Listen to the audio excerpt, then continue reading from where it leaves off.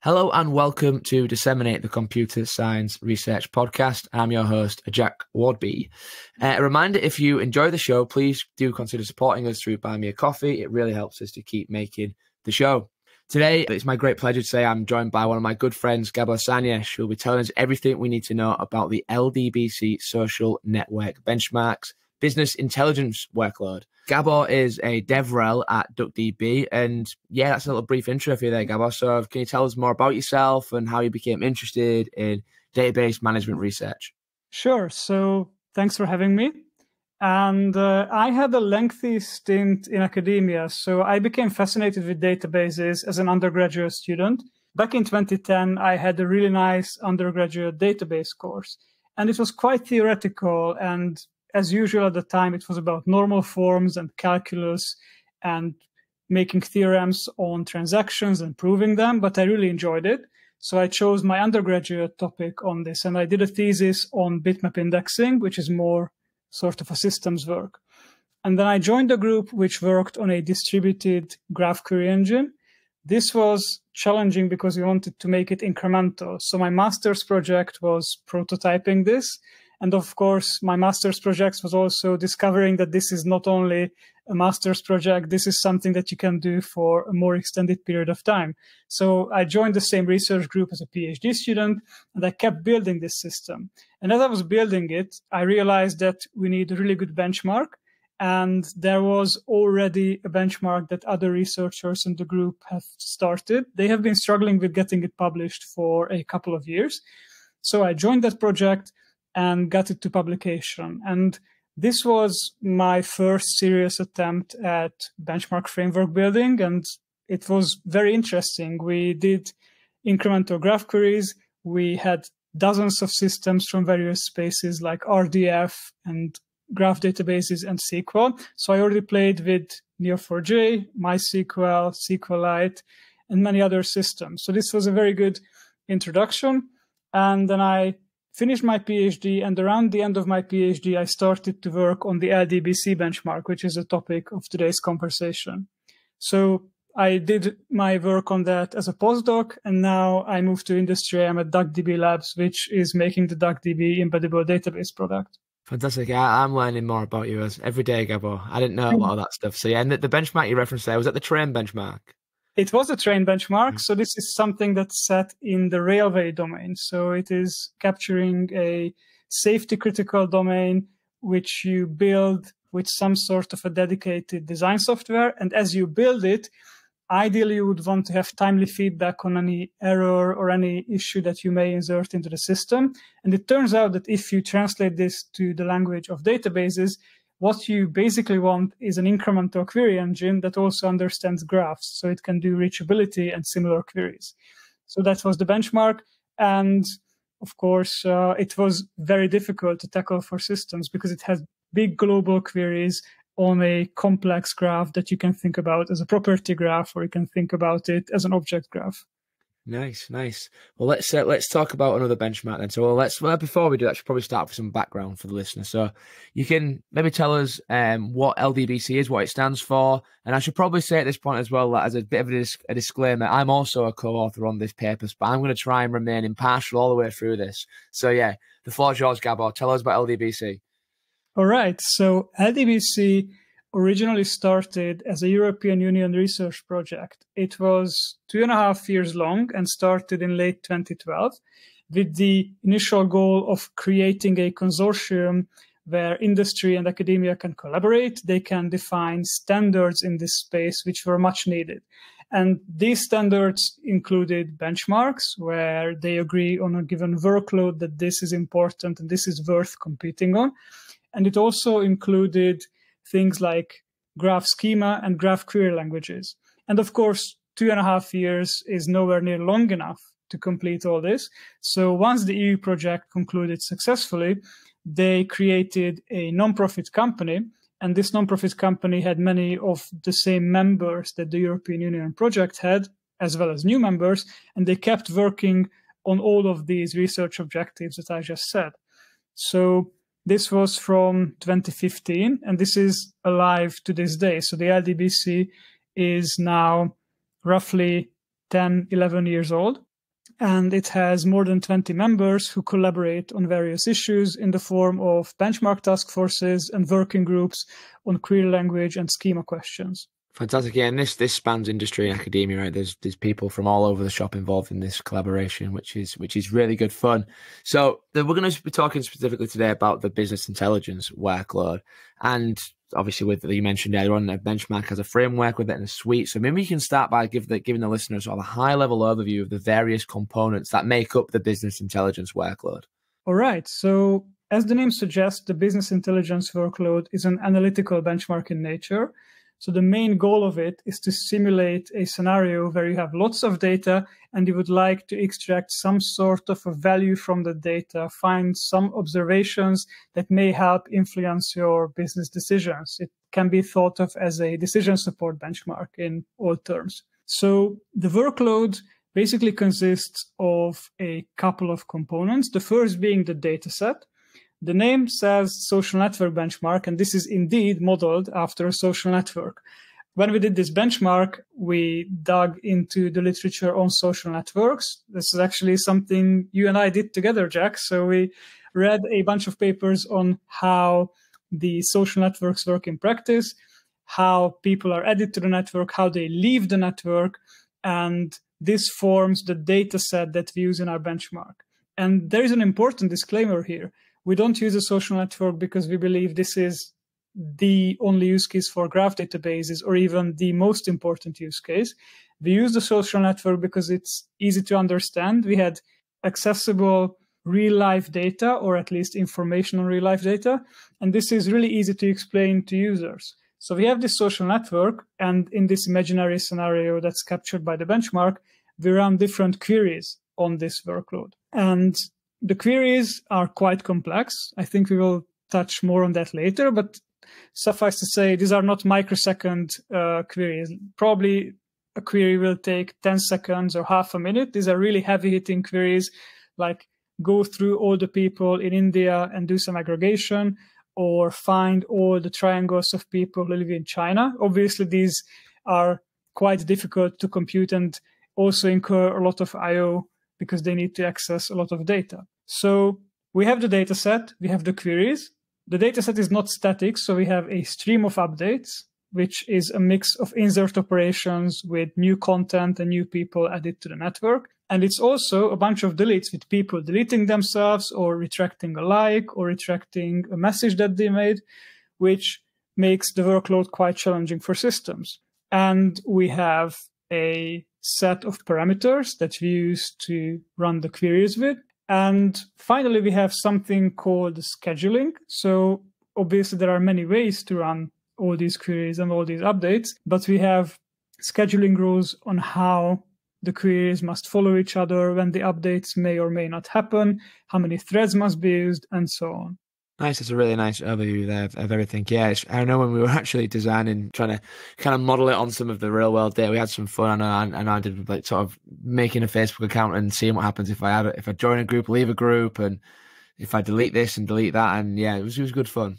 But anyway, I digress. So let's talk about how we actually go about generating this data then. So you've spoke about the data set there. And there was, before we did this paper, there was already some pre-existing software called the data generator, DataGen for short, that actually produced this data set. So maybe you can tell us more about DataGen, its background, and kind of the adjustments we had to make to get it to support the data set or generate the data set for this benchmark.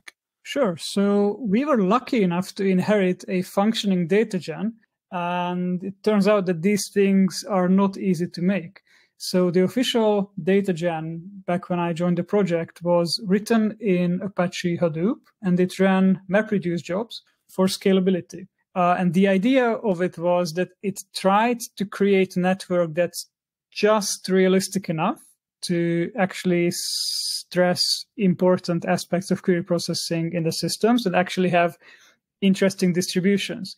And the way they achieved this is that, of course, they didn't want to sacrifice the scalability. So they had a couple of tricks. One trick was that they generated the core graph, which is the person knows person graph, in a way where the nose edge may be created along 3 dimensions. And these dimensions are that the 2 people went to the same university. This increases the probability of becoming friends, as does it in real life. Another dimension is interest. So if they're interested in the same topic, they are more likely to become friends. And the third dimension is just random. So people sometimes just bump into other people from all walks of life. And these three dimensions are layered upon each other. And this is how we get a person knows person graphs, which is actually quite realistic. So this is how the core of the graph is created. And this is what gives the graph the computational complexity that the queries will exploit.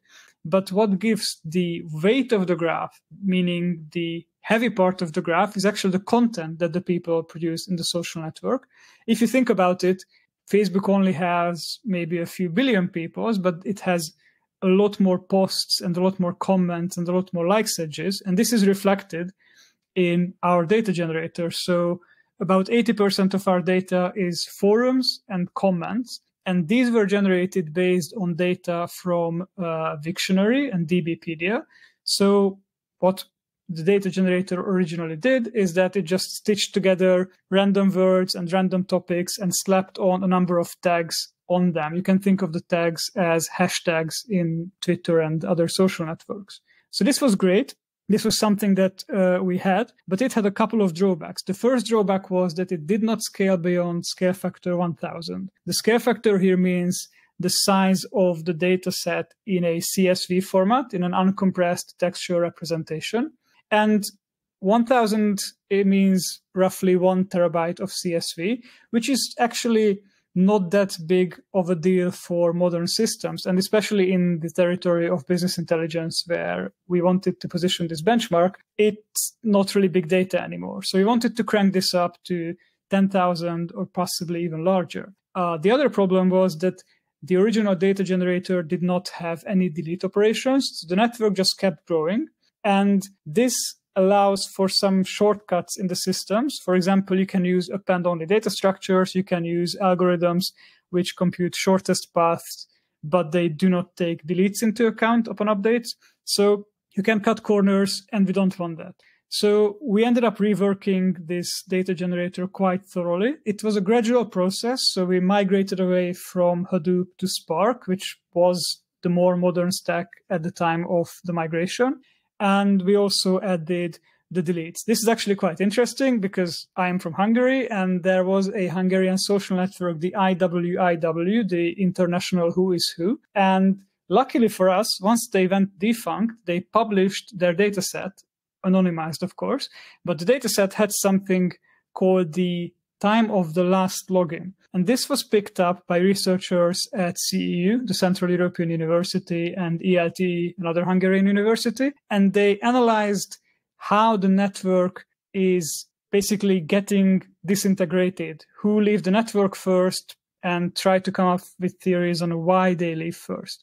So it was incorporated into the updated data generator. So now we have something that is more realistic in terms of how the influx of people are coming in and how they then leave the network. Yeah, it's a fantastic answer to that question. And all of this sort of makes for a really realistic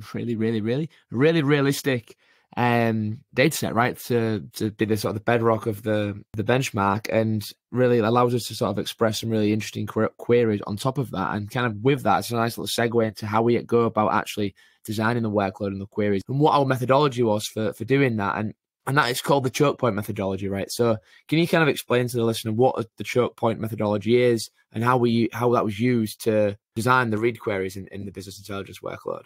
Absolutely. So you can, of course, design a benchmark by just coming up with ideas that you would want to ask on a social network. And that's a good basis, but it is not very principled, and it will likely emphasize some aspects a lot more than others. What the choke points-based methodology does is that it tries to extract the core difficulty of the queries. And by core difficulty, you can think about aggregation performance, certain types of joins, like outer joins or semi-joins. You can think of graph workloads like traversal and cheapest path computation.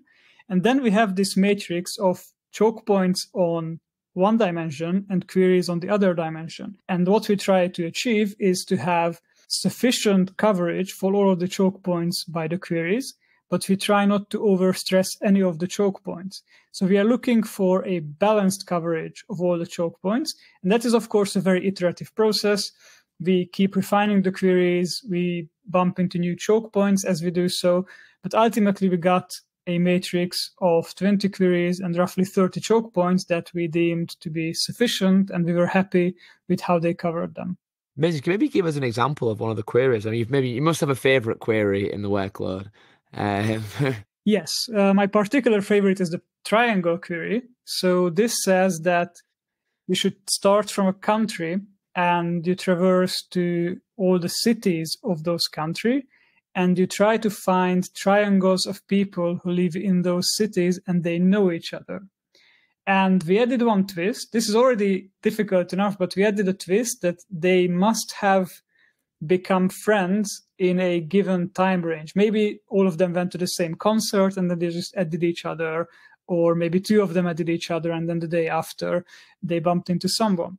And just to make matters difficult enough, here we only select from the largest countries. So when we do the parameter selection, it has to be either India or China, the two countries with the largest populations, and we give quite wide ranges for the dates.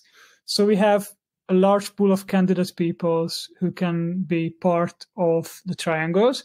And this is something that is really tying into modern database research, because in order to be efficient in this query, your system is recommended to employ something called worst case optimal joins. And those worst case optimal joins can run the triangle query a lot more efficiently than the traditional binary joins that are available in most relational database systems.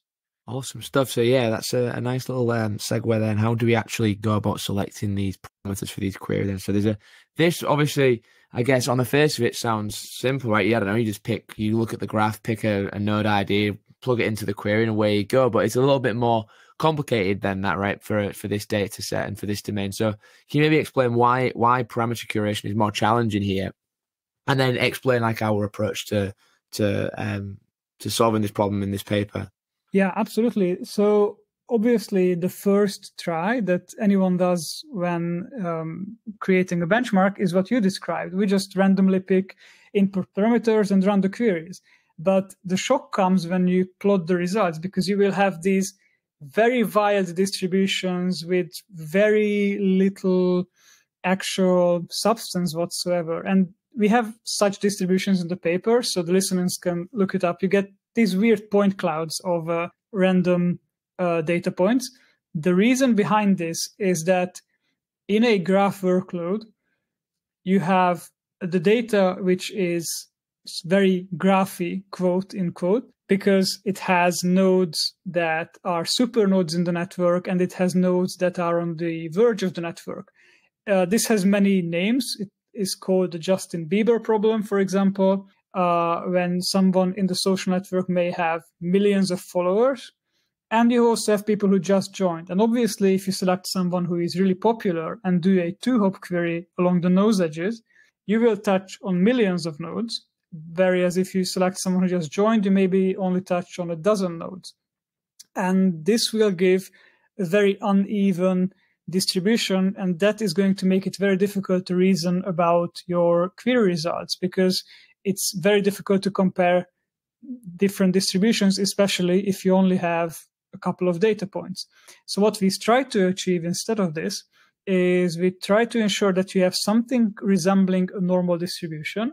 So we selected, for example, in the person and two-hop case, we selected people who have roughly a similar amount of friends and friends of friends. And also because the query is also query for other properties like tags and birthdays, we tried to use those to counterbalance the effect. So if someone maybe has a bit more friends, then we include that person with a narrower range in terms of the date filtering. And this tends to work reasonably well. And we got rid of those weird bimodal, trimodal, and random distributions. Our distributions are pretty close to the ideal bell shape or bell curve. Fantastic. Yeah, it's funny you say about being the Justin Bieber problem. I think over the course of my PhD, it was the Lady Gaga problem for a bit. Probably the Taylor Swift problem were probably the most appropriate. All right, she's probably the most famous musician in the world at the minute, maybe. So yeah, I don't know. The super nerd name changes with whoever's the most popular at the time, right? Yeah, kind of hates you as well. So yeah, that's true. Yeah, cool. Anyway, so yeah, we've been through all the major components of the benchmark now. So maybe you can kind of talk us through the sort of end-to-end flow. So if I wake up tomorrow and decide I want to benchmark my new fancy graph system, what does that look like? How do we go from end to end with it? Right. So the benchmark workflow itself has to start with loading the data in the system. So you have a bunch of files. It's most often a bunch of CSV files, but you can also convert them to Parquet or have RDF data. And then you have to load it into the system. This is something that in the BI workload, we care about a bit, but we also don't care about it too much. So this will factor into your final score, but it will have a small effect on the final score. In any case, you can load it. It may take a couple of hours, and then you have to start querying. And the querying has these blocks which measure query performances. And the blocks always start with running updates. So you apply a day's worth of inserts and a day's worth of deletes. Basically, you can imagine checking yourself the social network at 2 a.m.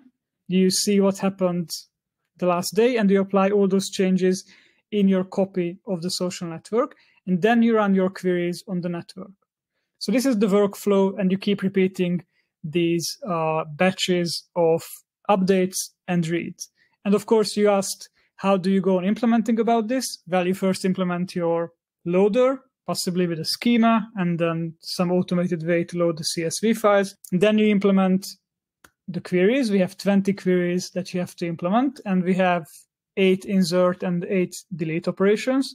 And then you just have to stitch this together, and you will have your end-to-end workload running. Of course, then you have to validate it against some existing system, and you have to ensure that your system gives the correct results. Awesome. So what's the end score at the end then? What am I competing on? What's the final value? I'm like, my system's performed this compared to other systems that have also run the benchmark. So we have 2 scores inspired by TPC benchmarks.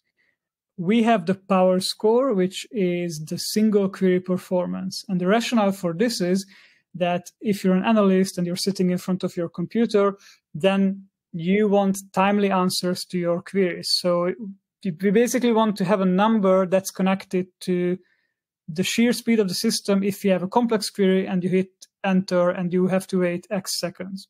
But the other use case is that many of these systems run somewhere on a server. Maybe they produce some reports, maybe they look for fraud or pre-compute recommendations. And in this case, the individual query runtimes are not that relevant. What's relevant is the throughput of the system. So we have a throughput score where you can run queries concurrently, and that will be characterized by the final throughput score.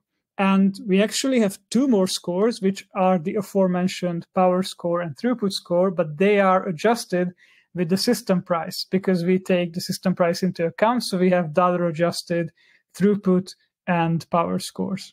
Awesome. So yeah, so you in the paper you took 2 benchmarks for a spin. You went through this workflow with them. So can you maybe tell us about that experience? And I guess before we do that, how long do you think it should take someone on average? I know this is probably kind of how long's a piece of string sort of question to kind of implement this and get kind of a first iteration of the whole workload benchmark setup running and generating scores.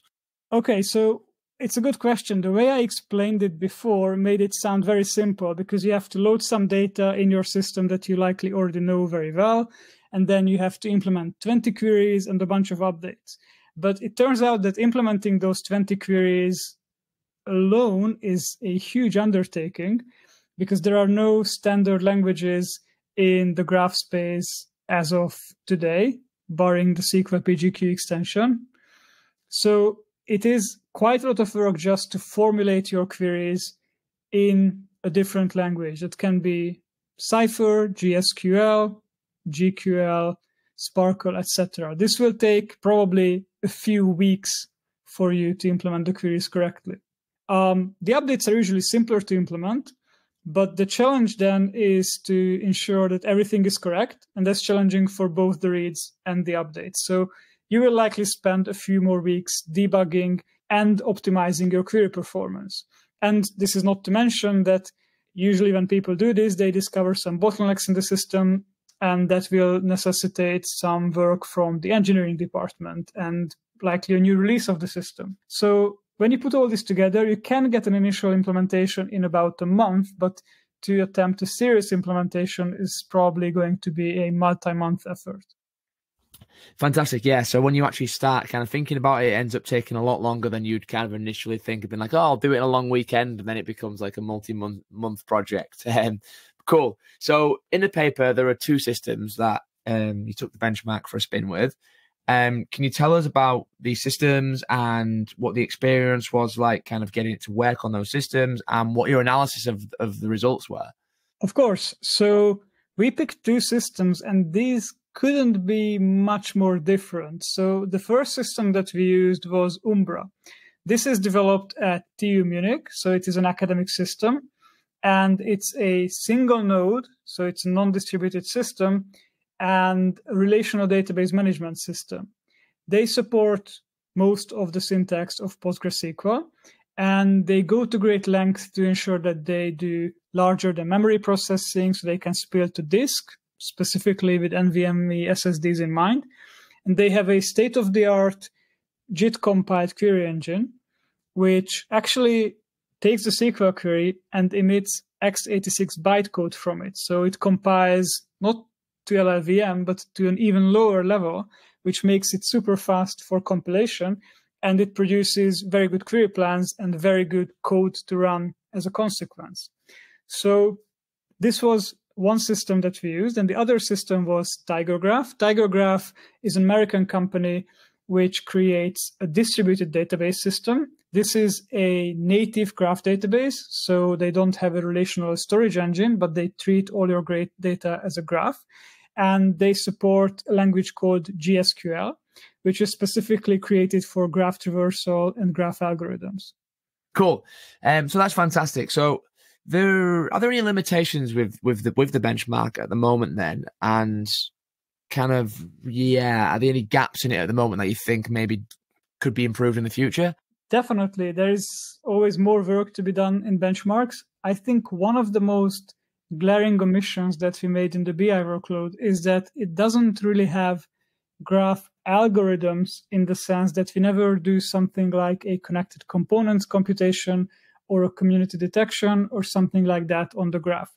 This is something that I could imagine in an actual workload running on a similar data set. That would be probably interesting. And also GNNs as a whole, graph neural networks, are graph algorithms that many people run on different graph-shaped data, and this would make a great addition to the benchmark. It would, of course, come at the expense of more complexity. Yeah, of course, it'd be a really interesting benchmark, right? And kind of, I guess, would be a sort of a better approximation of what people might want to do in practice, or a closer approximation. Maybe the BI 2.0. I don't know. Yeah. Right? Yeah. Cool. I guess. Yeah. I guess on that we can kind of maybe touch on what's next for LDBC and the BI workload. Is there going to be a 2.0, or what's it looking like at the moment? So LDBC has some guidelines on renewal, because obviously these benchmarks don't stay current and fresh for an infinite amount of time. So we try to do renewals in 5 to 10 years. This is still quite some distance out.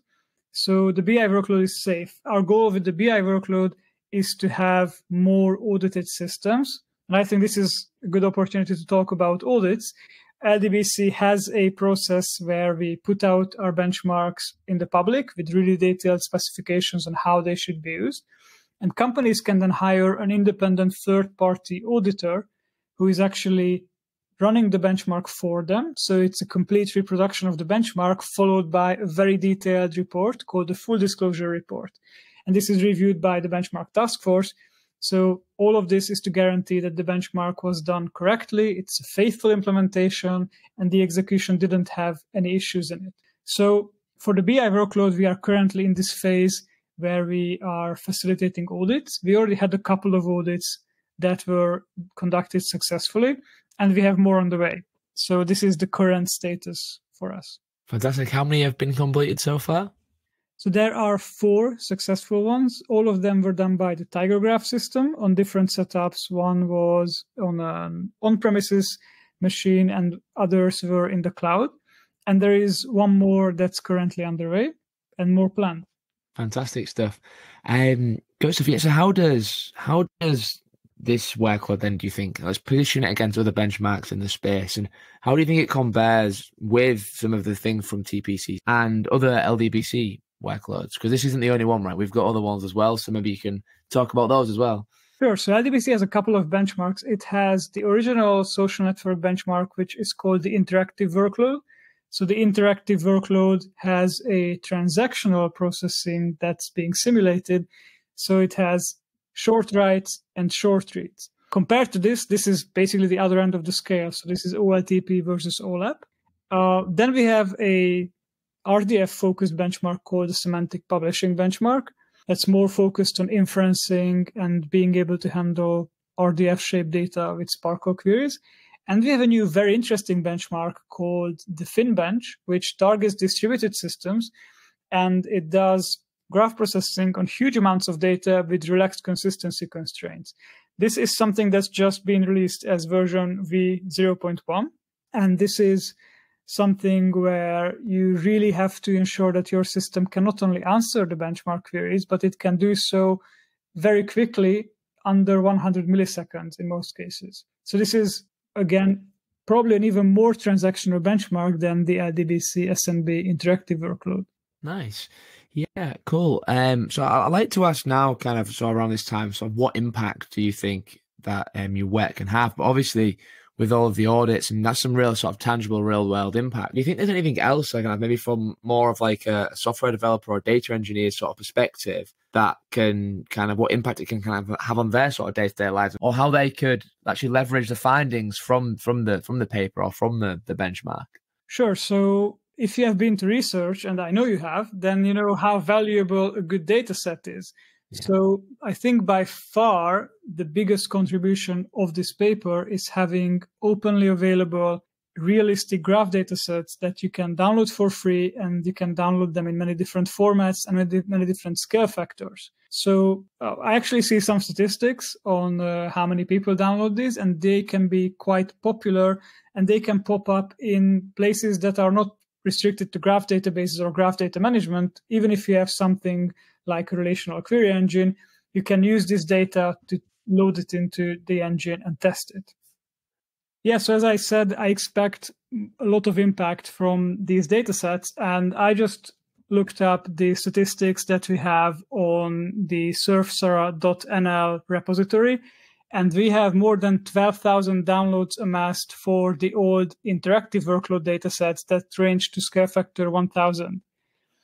So obviously, we expect similar interest or even more for the larger and more interesting datasets. Yeah, there's some real world impact for you right there. That's fantastic. Cool. Yeah, so I guess kind of the next question I also kind of like to ask my guests on the show is that when you've been working on this project, and it's obviously was a multi-year project, you were working on this for a long time, what was the sort of most interesting lesson that you kind of encountered or got from that whole experience of working on this paper and project? And as the LDBC as a whole, right? Because it's not just this one paper you've worked on as part of the whole project. Sure. So obviously it has been a huge learning experience, but because we went for large-scale data, that taught me an awful lot about cloud computing and how to run software in the cloud. And it had one very important lesson, which is we have these dataset sizes called scale factors that we scale exponentially. So we have scale factors 1, 3, 10, 30, 100, 300, and so on. So basically every dataset is 3x larger than the previous one. And this is already an exponential increase. But because in reality, if you start scaling up, then things start to break and some problems start to show up. Scaling up the dataset along this exponential scale is actually a super exponential problem because you will have more frequent crashes and you will end up spending quite a lot of money on cloud compute and cloud storage costs and running Elastic MapReduce in AWS, and so on. So this is something that you have to plan really well, and then you have to make sure that you have the funds to do that, and you also have the time to generate, test, package, and just handle all these data sets. Awesome. Yeah. And I guess on the flip side of that, then, where the things kind of on this journey that failed, things that you tried and failed, sort of the more war stories of it, obviously, it's never plain sailing, right? It's never just one big upward trajectory. So yeah, what were some of the more challenging aspects of the journey? Sure. So one interesting finding was that there are these graph analytical systems which are geared towards taking a graph that's mostly static in nature and then doing fast computations on top of it. In the distributed systems area, you can think of Apache GraphX, or you can think of Apache Giraffe, Flink Jelly. And in the single node systems, you have GraphBlast and other systems. And on the surface, these would be kind of ideal for a BI workload. You can load your data into them, and then they are really efficient in doing the graph computations. But it turns out that most of these are really geared towards untyped, unattributed graphs. So even though we could express most of the LDBC BI queries in these systems, expressing them was a lot of work, and the performance wasn't great. So we ended up dropping these, and we restricted ourselves to database systems in the workload. So this is something we tried and didn't really work out. Yeah, I remember. This was when we were working on, was it the Rapid Match or something? Was it that one of the systems we tried? Yes, so there was an interesting tangent to this work. It's funny you should mention this, because we realized after a while that this workload is very complex. And as we just discussed, if you start implementing this, probably it's going to take you months. So we did a simplified version of this called the LSQB, the Labeled Subgraph Query Benchmark, which is in essence the data set of the BI workload stripped back to the typed graph. So you still have things like person and tag and city, but you no longer have the attributes. It's just a labeled graph. And we took the queries of the BI workload. We selected 6 that had some interesting graph patterns, and we also stripped them back to the type. So we no longer had attributes or any filtering conditions in them.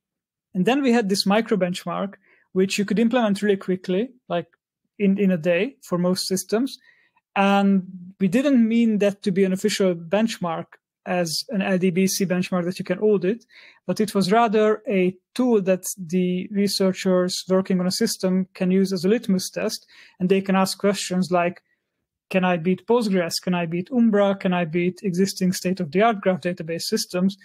And that's where we used the Rapid Match system, which was specifically created to compute graph isomorphism and graph homomorphism problems. So there we had some interesting findings.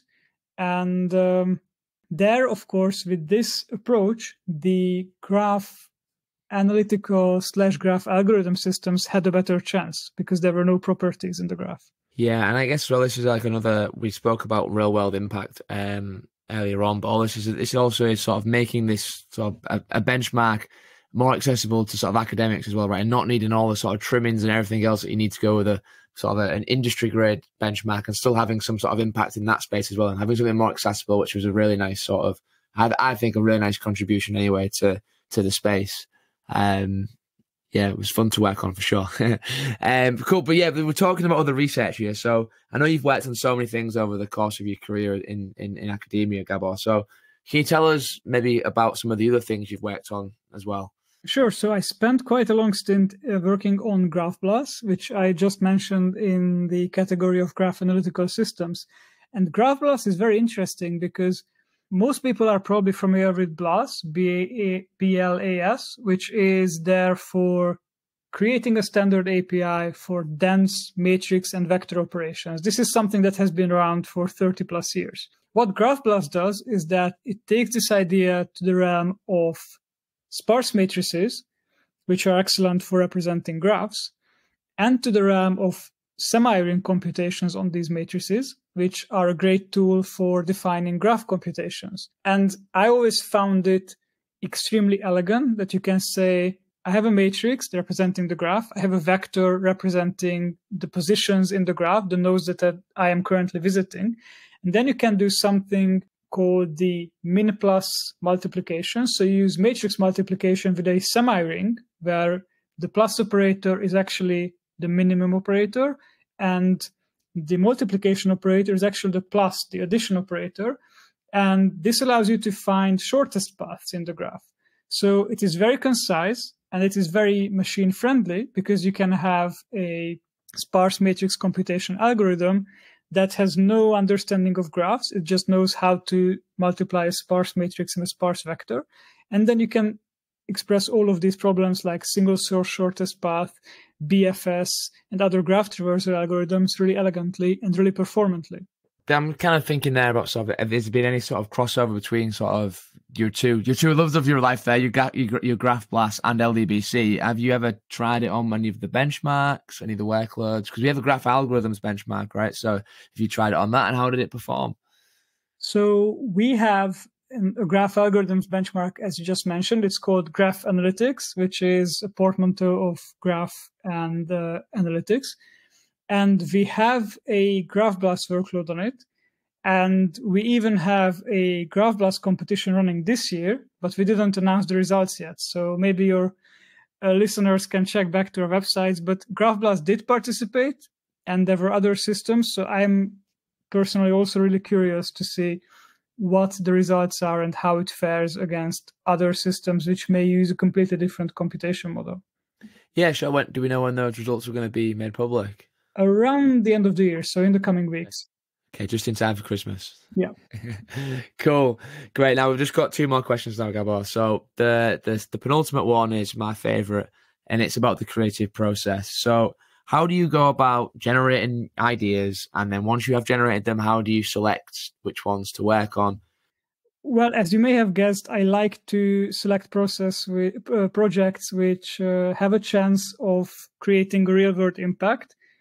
So I actually spent a lot of time just reading forums, reading Stack Overflow, even answering questions in the graph space, and then joining Slacks and talking to people on these Slack channels and gathering an impression of what they find difficult and what they deem interesting. And of course, I also do this at conferences and any opportunity where I get to talk to fellow researchers. And I try to compact it down to core ideas, like what is the main problem? Is it the data loading? Is it that the join is slow? Is it aggregation performance? Is it the visualization? And then I try to tackle that in my research. Because I did benchmark design for a long time, this was really natural, because if you hear something that's bugging people in terms of performance, then you just create a new choke point in the LDBC benchmark, and then you design new queries, and you got that covered. And hopefully a couple of years later, someone will implement optimization that will tackle just this same issue. Fantastic. It's another good answer to that question. Gotta look inside your mind then, see how it all works. Great stuff. Cool. Yeah, so it's the last question now, so the last word. So what's the one thing you want the listener to take away from your work and from this podcast today? So I worked on this benchmark between early 2017 and the end of 2022. So that spans across a 6-year time span. And this implies that it was difficult. So it took a long time. And I think benchmarks in general are surprisingly hard.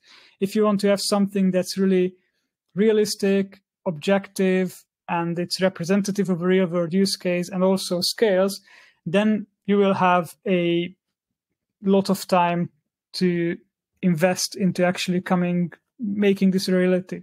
So this has a big implication on systems builders, because if they build a system and they want to benchmark it in their papers, they have to be really careful about selecting a good benchmark and then abiding the principles of those benchmarks. And I would slightly discourage people to try to invent their own benchmarks, because we know that in most cases, this will end with the authors of the paper winning in almost every single aspect of the benchmark, which is not necessarily helpful for evaluating the merit of an idea. So I would take an off-the-shelf benchmark, probably one that's widely used. TPC benchmarks are great, and I can also recommend LDBC benchmarks, and try to use that. You can simplify them. You can definitely implement them partially. It's not expected that all papers implement the full workload. But if you do this, you will have a head start in terms of using a more realistic data set, using more interesting queries, more interesting updates, and so on. So ultimately, I think it will benefit your paper. Fantastic. And let's end it there then. Thank you so much, Gabor, for coming on the show. We'll put links to everything in the show notes so the listener can go and can find out and research all of the cool things we spoke about today. And where can we on the socials, Twitter or LinkedIn, where can we find you? What's the handle?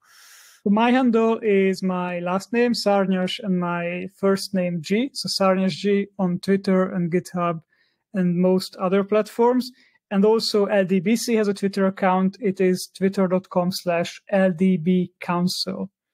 Perfect. We'll put those links in as well. And a reminder that if you do enjoy the show, please do consider supporting us through Buy Me a Coffee. It really helps us to keep making the show. And we'll see you all next time for some more awesome computer science research.